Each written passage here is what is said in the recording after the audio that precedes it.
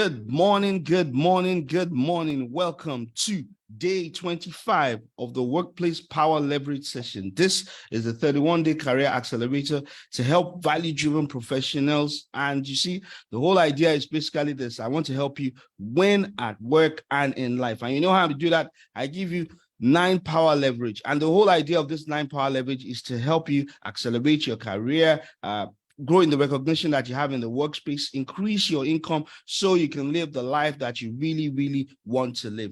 Now, today we're going to continue on talking about our 8th power leverage, which is your communication and perception power leverage. Now, we started the conversation yesterday, and today we're going to go a little bit deeper, a little bit further in it. Now, as you can see, the power leverage is basically communication and perception power leverage. And so that means there comes a time whereby you actually have to find out how it is you are being perceived. And that is basically what today is really about. Today is really about you actually embracing and discovering what perception that people actually have about you within the workplace. And to do that, you need to first and foremost prepare yourself for that whole experience. And so what we're going to be talking to is we're going to be talking to a couple of things you need to do to prepare yourself for the experience. So number one, you need to have an open mindset. Just look at it first and foremost that it's an opportunity for you to learn and improve, not a personal attack. Don't think that somebody is about to get at you. Just look at it that, you're just creating an opportunity for you to learn and to improve. The other thing which you also have to have is you need to manage your expectations. What I mean manage your expectations is that, don't expect that everything is all going to be peaches and apples. You didn't expect that everybody is going to tell you that, this is the best thing that ever happened since sliced bread. You should need to be ready for both positive and constructive feedback. Yes, and I agree. Some people claim that they are giving constructive feedback, but really it looks like it's a personal attack. But just be ready for that. Not everybody is going to align the way you want things. So be prepared to hear both positive and constructive feedback. And number 3, I want you to do, be calm. Remain calm and composed during the feedback session. One of the things you need to be ready to give your best poker face look. Because why? If, for example, somebody is giving you feedback and the person feels that the look on your face is like, man, what is this? And maybe you have the very strong, hard look. I can tell you the person is going to begin to start toning his words. You need to be ready to be ready to stay calm, be emotionally focused, listen attentively, give people the attention that you believe that they deserve for having that conversation with you. And one other thing, you need to be grateful. Show gratitude to people when they give you feedback. Because the truth about it is that it's very difficult for anybody to give people feedback, whether it's positive or negative. Most times, if there's anything which they call constructive, it's very difficult for people to give it out. So if somebody is willing to share that, I think it's only behoves on you that you should show a sense of gratitude by actually thanking them. So be very, very grateful. And as much as possible, you need to ask clarifying questions. So for example, let's imagine they describe you in a particular way. You need to ask clarifying questions so that you don't, because the person might mean one thing, you think the person means something else. And so, which is why it's very important, you ask clarifying questions like how or what. But please try as much as possible never to put why when you're trying to ask clarifying questions. Why questions just generally have to put people on the defensive. Always try to frame your clarifying questions using things like how, like what, in what areas, how do you think, those sort of things. Those are the ways because once you put the why just basically puts the person on the defensive, which is the next thing you also have to look out for. Avoid defensiveness. Don't try to defend your position. For example, if somebody tells you something, in asking clarifying questions, don't make it seem like, you want to defend your position, like, how can this person say this? How can this person think this about me? No, you need to avoid defensiveness. And the reason why is that, this is perception. You're basically taking in the perception that other people have about you, and you must be ready to embrace the fact that not everybody perceives you the way you think you want to be perceived. And so the whole idea, like we started, is that you need to realize that this is basically an opportunity for you to learn and improve, and not a personal attack. And one of the final thing which I'll tell you that you need to do is you need to identify actionable steps as you're doing this. Look at it that way, that look, as you're listening to people, you're talking to people, look at it this way, that look, oh, they are basically giving me steps on what I need to do, ways in which I need to act. Now, the reason why I went through all these whole things just to prepare you mentally is because today's assignment is basically you getting feedback. Now, within the workbook, let me share the screen. Let me share the workbook. In the workbook, there are actually about 10 questions. I have 10 questions which can help you get some measure of feedback from the people that you work with. For example, what do you think are my greatest strengths when it comes to the work? Do you perceive me as a collaborative team player or more independent in my approach? What kind of impact do you think I have on the overall team dynamics? How do you see me handling challenges or difficult situations in the workplace? Are there specific skills or qualities that you believe I could further develop to enhance my performance?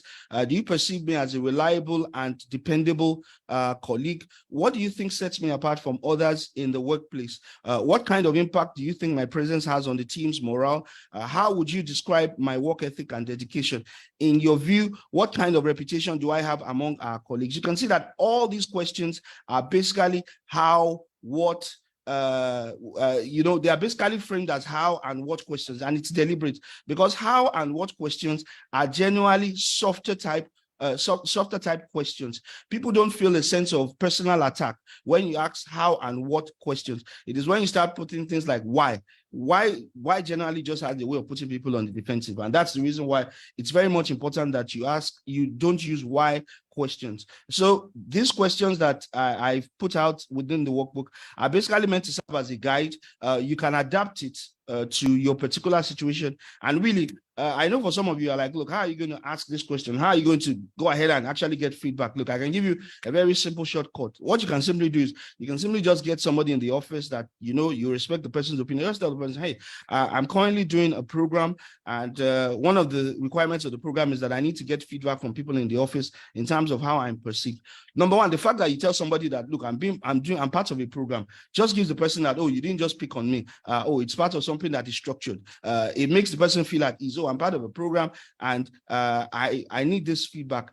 What that also gives is that it gives this person a sense that, look, I am helping you.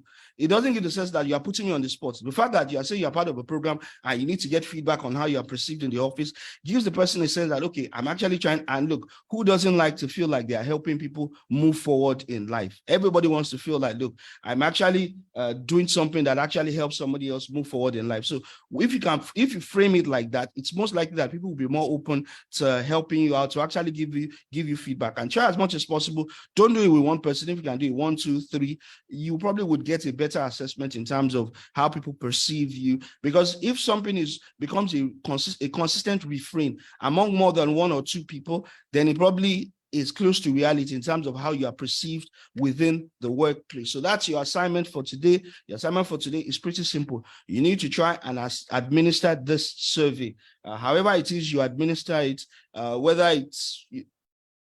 whether you decide you want to send it to people, but honestly, my recommended approach to you is if you can probably sit down and ask people the questions and get feedback, so that because by sitting down with people, you actually give them the opportunity, or gives you the opportunity of being able to ask clarifying questions like, oh, how did you, for example, if you ask a question and the person says, oh, this is how I did, and then you can say, oh, what situation did you see me behave like this?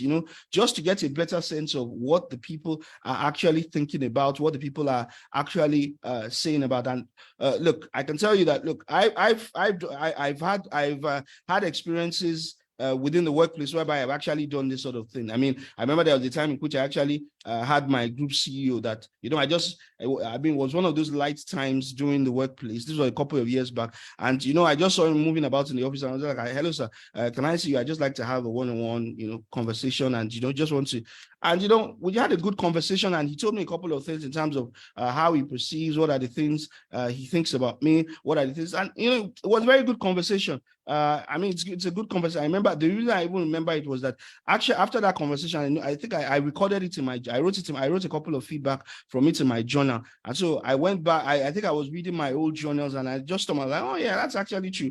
This is actually some feedback that I got from this person, you understand? And then it's also a good way for me to evaluate my progress, to consider, what sort of feedback I got there and where I currently am in terms of some of the things which he pointed out during the conversation. I mean, that's the way in which you need to look at it. Look at it as it's an opportunity for you to get feedback. It's an opportunity for you to improve and grow as a person, to show yourself up as the real professional that you really want to be in the workplace. And with that, we come to the end of today's conversation. Thank you very much for joining me today. As much as possible, please try to do today's assignment. It's very, very much important. It really, really is the real value that today really offers to you, the opportunity for you to get feedback on how people perceive you within the workplace. As always, I am here to support you over the 31-day experience of the whole workplace power leverage sessions. My recommendation to you, if you have any questions, post it on the group. I would respond to it.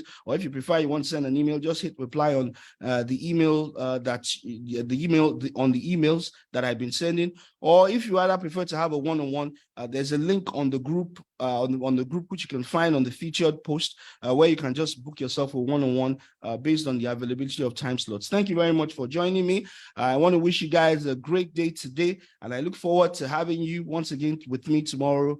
Have a great day.